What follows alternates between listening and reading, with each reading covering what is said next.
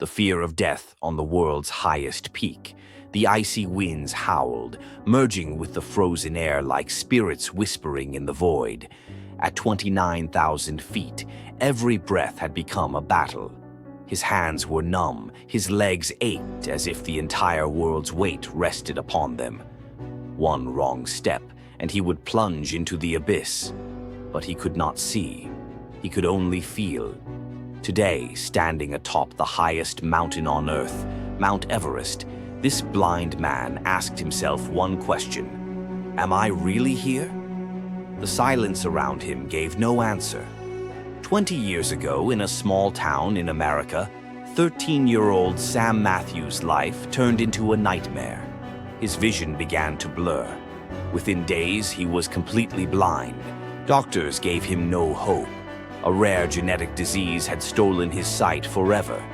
For months, Sam lay in bed, believing his life was over. He lost interest in everything. But amidst the darkness, one voice kept pushing him forward. It was the voice of his father, a retired army officer. One night, Sam's father sat beside him and said, "Sam, remember, life is not just seen through your eyes. It depends on your courage and willpower. If your heart is still beating, you still have a chance." "But Dad," Sam said with trembling lips, "what's left for me now? I can't even walk without hitting a wall." His father took his hand and said, "Then we will train. We will adapt. We will fight." Thus the struggle began. Sam's father made him practice every day. First, learning to walk, then running, then climbing the hills around their small town. Sam realized he was not just strengthening his body, but also awakening a new energy within himself. Sam's dream was big, and now it was even bigger. He didn't want to stop at small hills anymore. He wanted to climb the highest peak that no one had ever imagined for him: Everest. People mocked him. "Impossible. You'll die before you even reach base camp. A blind man thinking of climbing Everest? That's suicide." But Sam smiled and said, "I don't need my eyes. I have seen my dream more clearly than anyone else." He prepared himself. He trained relentlessly for months, enduring freezing cold, low oxygen, and physical exhaustion. With a professional team, Sam set off on his Everest expedition. Every step was a new challenge. His teammates guided him, helping him gauge the height of steep ice walls. But Everest showed no mercy. On the third day, a fierce snowstorm struck. The wind roared like a wild beast. Everything was covered in ice. Sam stumbled. His foot slipped off an icy ledge. "Sam!" his guide shouted, grabbing his harness. He was inches away from falling into a 2,000-foot crevasse. Shivering in the cold, he whispered, "I'm okay." His team pulled him back up. Sam knew this climb would not be easy, but he was not going to stop. At 25,000 feet one night, Sam's body began to fail him. His breathing became erratic, his legs weak. He was in critical condition. "Are you ready to turn back?" his guide asked. Sam smiled faintly and said, "I'm not ready to stop.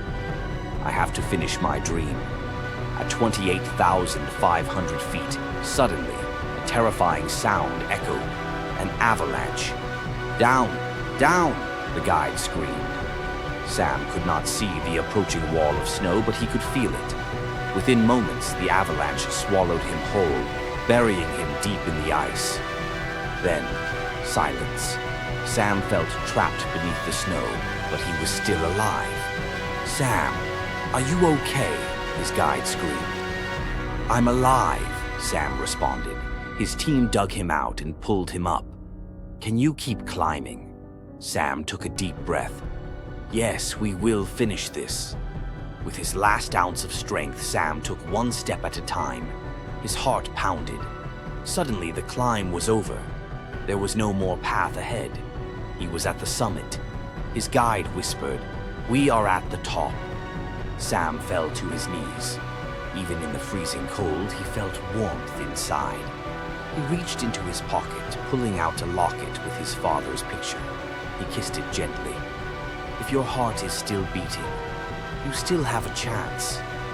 He lifted the locket towards the sky and spread his arms wide on the mighty summit. Sam Matthews, a blind man, had conquered Everest.